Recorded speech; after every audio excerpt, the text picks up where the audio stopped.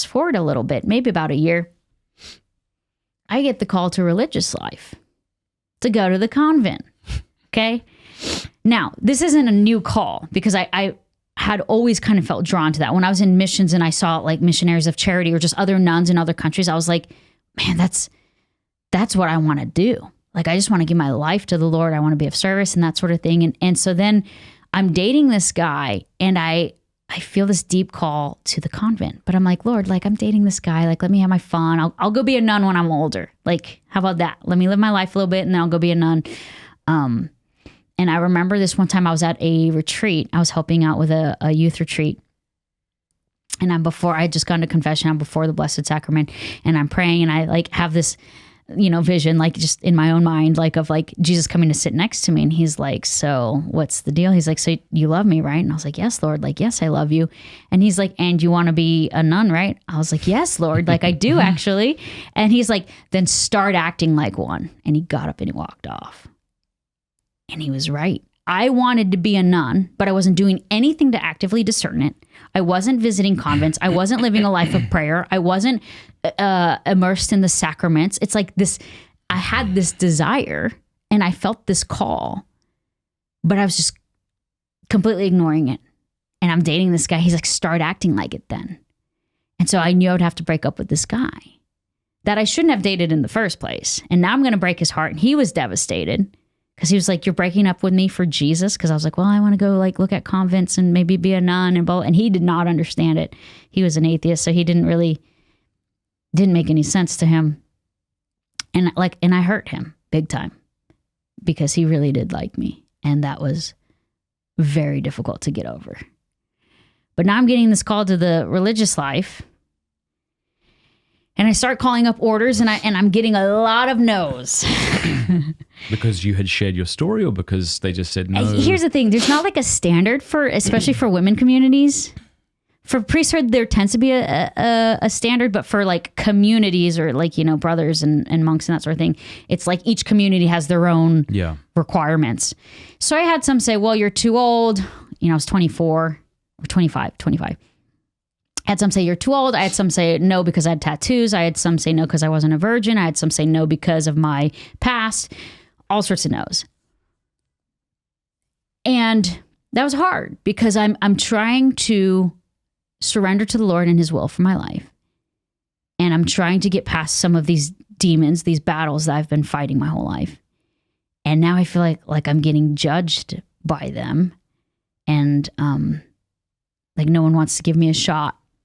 And I finally found a community that's like, yes, you can come, you'll do a psychiatric evaluation and then you can come enter our aspirancy program, postulancy, and then you can begin the process, okay, if God continues it. And it was so amazing. I'm not going to mention the community just because they are well known, but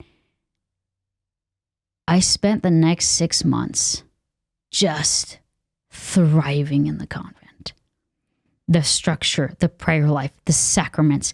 And it was absolutely overwhelming because it was like figuring out what I was meant to do with my life while at the same time falling in love with the love of my life. It was like what I'm supposed to do and who I'm supposed to be with at the same time, merged together. And it is just, it's glorious. And every day like is so blessed. And the Lord is doing so much. And I'm journaling and reading and I'm growing in my faith in profound ways. And I'm loving community life. And then out of nowhere, the sister has to sit me down and she says, because I had shared that when I was younger, I was on antidepressants, like when I was in high school. But it had been 10 years since I'd been on antidepressants. So like, as far as I was concerned, it was not an issue anymore. Like I understand if like, okay, I'm still having to take them. It's like, okay, maybe go look into that. But like I was thriving in the convent. Like it was not an issue. But apparently with this community, you can't have any past of any sort of prescription, like medication for like mental health stuff. And she was crying as she told me this because she had seen me thriving in this environment. Okay. And I'm devastated because I broke up with this guy. I let go of this job where I had a lot of money coming in bonuses, and I walked away from it because I'm going to be a nun. I don't need that money, right? I walked away from that. I sold my things. I took my name off of my apartment lease. Like, I was in it, and I was so in love with it. And she was in tears because she felt like it was like an injustice. Like, you could kind of tell she did not, like, she's being obedient to her superior who told her that she had to tell me this. And I was so crushed. I went to the chapel and I just cried and I cried and I cried because I'm like, I don't know what you want from me, Lord. Like, it felt like another blow. It felt like another wound of someone looking at my past and saying, you're not good enough. And it was like a bitter rejection. It was like getting dumped. And I felt so rejected. Like, and I look at Christ on the cross. I'm in this chapel. And I'm like, if anyone understands rejection, it's Christ on the cross. Because he was rejected not only then in that moment, but I reject him every day when I sin. And all of humanity, there are people who reject him. Like, all of humanity has rejected him at one point on the cross. And like, I looked at him and I knew he knew what I was feeling. That bitter sting of rejection, of people saying, I don't want you, or you're not good enough, or whatever the judgment is. And so I was like, okay, Lord, like, I know I'm not alone in this. And so I went back home.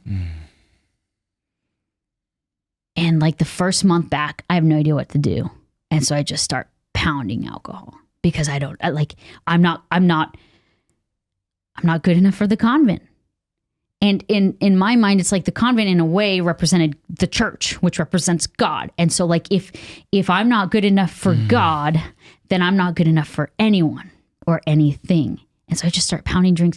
And then it's like a huge wake up call, because I had just gone like 6 months without a drink and thriving and like loving life, thriving, falling in love with the Lord, like a vibrant prayer life. And so it scared the crap out of me when I came back. It was like nothing, like again, like I never left off. Like I never stopped. So I dragged my butt to a 12-step meeting. And that was the start. I didn't know this, but that was actually my sobriety date. It was February 22nd of 2016. Hey, thank you so much for watching. Before you go, do us a favor, leave a comment, let us know what you thought of the video, like, and subscribe.